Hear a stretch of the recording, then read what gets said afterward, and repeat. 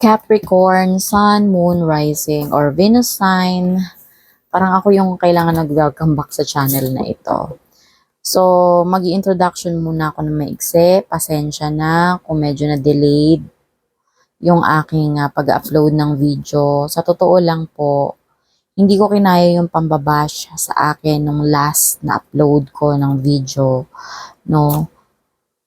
And hindi naman galing sa inyo yung pambabash, Capricorn, no? Pero magdidispensa na rin ako sa inyo no, kung bakit matagal yung pag-upload ko ng mga videos, no? Hinil ko muna yung sarili ko, no? And siguro ngayon tong pagbabalik ko, okay naman na siguro ako. Ayoko lang magpa-stress, no?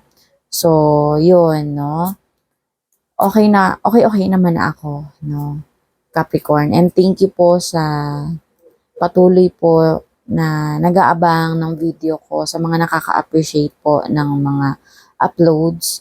Maraming salamat po sa inyo, Capricorn, no? Naway pagpalain po kayo ng 10 times ng universe, no? So anyway, ang reading na po na ito ninyo is for this coming days or for the next week, no?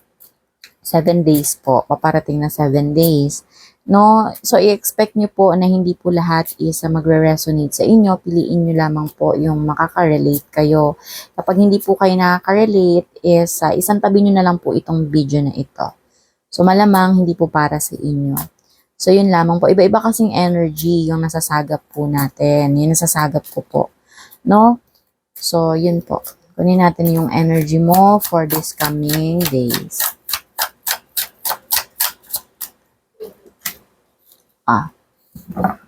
Capricorn na this coming week or this coming days is merong endings and may new beginnings, no? Siguro may matatapos dito na sitwasyon ng buhay mo.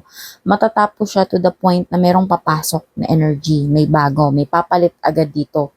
No, para kang magta-transform dito, merong kang marirealize, no, nandun yung transition mo. Basta merong mag-e-end na cycle para sa'yo dito.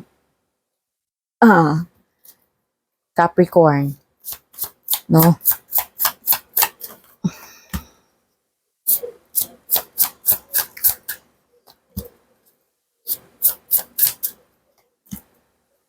Huwag ka daw mag-alala, Capricorn, kasi what is already with you? Ano ba yung mga bagay na nasa iyo na ngayon, Capricorn? No? Ano na ba yung mga nasa iyo ngayon? Parang tinatanong ka nitong mga cards, Capricorn, kung ano pa ba yung mga natitira sa iyo.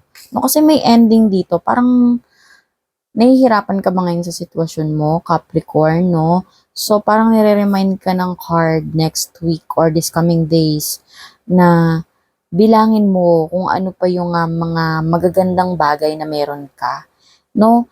Kasi after the storm, no, kung ano man daw yung pinagdadaanan mo, nakita mo tong eagle na to.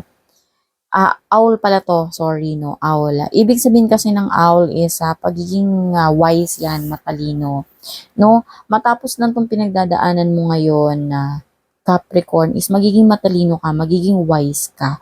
And hindi mo na nanaisin na balik-balikan pa yan, no? So ngayon is bilangin mo kung ano-ano yung may natitirang maganda sa'yo. Iyan, no? Merong sign dito ng mga butterflies. Butterflies is galing yan, 'di ba, sa cocoon, sa uod, no? Napakasikip, napakadilim, hindi ka halos makahinga. Ganon. Pero sa sandaling lumabas na siya doon sa kanyang cocoon, no? Nagiging isang maganda na siyang paru-paro. So, ganun ka rin, Capricorn, no? And sinisigundahan ka nga nitong the owl, no? After the storm. After the storm is, meron siyang daladalang parang Rubik cubes, ganyan. Parang ano to, yung mga parang bahay to bahay niya or pugad niya na nagawa niya na ganun, meron kang magagawa, merong magiging maganda, magiging wise ka na sa mga next steps mo, Capricorn, no? Palipasin mo lang kung pinagdadaanan mo na ito kasi may endings pero may new beginnings, no? Magiging maganda yung kinabukasan mo, malagpasan mo lang itong pinagdadaanan mo, Capricorn. Again, hindi lahat is makaka-relate, no? Kung hindi po kayo nakaka-relate sa video na ito, is skip nyo na lang po, no? Follow your rhythm, no? Basta sundin mo lang daw yung iyong ritmo, yung sarili mong balangkas ng buhay. Maging authentic ka sa sarili mo. Kung nalulungkot ka, sige, baka panahon to ng kalungkutan, no? Kasi kung nagagalit ka muna ngayon, sige, namnamin mo muna yung galit. Pero wag to the point na makasakit ka ng kapwa mo. Kasi diyan na follow your own rhythm eh.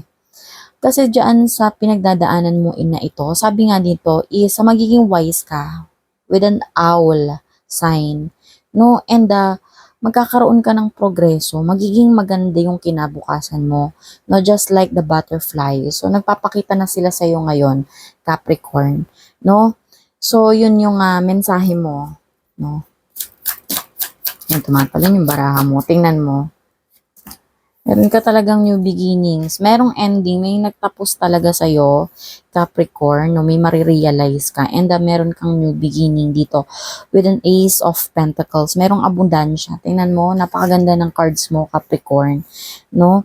Merong mamamanifest ka. Basta malagpasan mo lang itong pinagdadaanan mo ngayon. No? Ayan, no?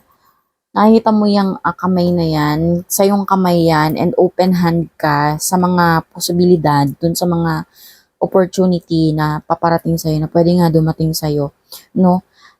Nagmamanifest ka, no? Gusto mo na meron kang mamanifest, and yung mamamanifest mo na yun is para yun sa iyong kabutihan. No, mamamanifest mo yun kasi, pagdadaanan mo yung kadiliman, no? Yung kadiliman yung hindi mo gusto, pero alam mo, magiging success ka doon. Madami kang matututunan doon. Tingnan mo, meron ditong owl energy. No, may owl sign dito. Ganon, basta magpakatotoo ka lang sa sarili mo, Capricorn. No, ganon. May mga opportunity na darating sa'yo. Capricorn, ito yung sinasabi. No, opportunity with an earth sign, no? Ito yung mga opportunity dito sa mundong to, no? Pwede nga yaman, good health, ganon, kasi earth sign ang lumabas dito, no? So, with the high priestess, yun. Okay. Basta, sinisigundahan ka ng mga cards mo ngayon, Capricorn. Owl energy and the high priestess, no? Lagi mo lang gamitin yung iyong intuition, yung iyong kutob, no? Para hindi na maulit yung mga nangyayari, na mga hindi mo gustong pangyayari. Pag nakikita mo or nafe-feel mo na mabigat na, it's a reminder to, no? Kung paano ka magiging successful doon sa kung paano mo maaalisan yung sitwasyon mo na ito. Kapag hindi mo na kaya, alisan mo yung sitwasyon. Pag mabigat na, no, mag-disengage ka sa ganon, no? Ito yung high priestess na energy, no? Gamitin mo daw yung iyong intuition, yung iyong kutob, yung iyong nararamdaman, no? Kasi doon sa nararamdaman mo na yon, mabigat, magaan, magkakaroon ka ng knowledge dun eh. Yun yung magiging guidance mo, yung iyong feeling, no? Yun yung iyong indicator. Meron kasing minsan, no? Indicator na, alam mo yon, ang ginagamit is sa pagdidesisyon is yung kanyang isip, no? Pero ito, high priestess ito, ang gamitin mo daw sa pagdedesisyon mo is yung iyong feeling, yung iyong intuition, yung iyong kutob, no? Ganon, no? Water sign eh, yung iyong emosyon ang gamitin mo sa pagdedesisyon. Kasi magiging wise ka, magiging matalino ka, no? Merong malagpasan mo lang itong mga pinagdadaanan mo na ito, Capricorn, this week is magiging magiging successful ka or makaka-manifest ka ng abundance and prosperity sa buhay mo. Ganon, no? So, basta maging authentic ka sa sarili mo, be true to yourself, kasi kapag in-acknowledge mo yung sarili mong talento, yung power mo, ganon, no? Mare-recognize ka ng universe, siya na yung magbabalik ng kung ano man yung mga nawala, no? Siya na yung magpapalit kung ano man yung mga umalis, ganon. no? So yun, ang ganda ng readings mo for this coming week. For this coming days, Capricorn.